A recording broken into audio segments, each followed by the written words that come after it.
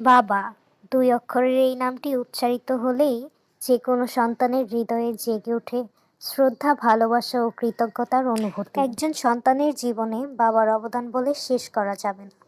বাবা অনেকটা মোমবাতির মতো, যে নিজে জ্বলে পরিবারকে আলোকিত করে। অনেকেই বাবার আত্মত্যাগ বুঝতে পারি, আবার অনেকেই এই আত্মত্যাগ বুঝতে সক্ষম হই না। যে কোনো কঠিন পরিস্থিতিতে বাবা আমাদের আগলে রাখেন। সন্তানের জন্য নিজের জীবনের ঝুঁকি নিতেও পিছুপা হন না।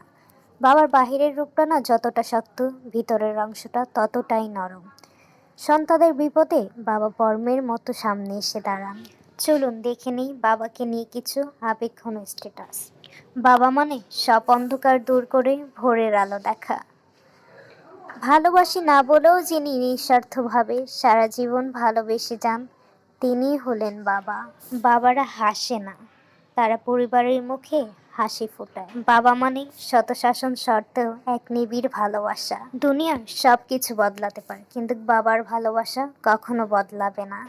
কখনো বলা হয়নি আপনাকে অনেক ভালোবাসি বাবা।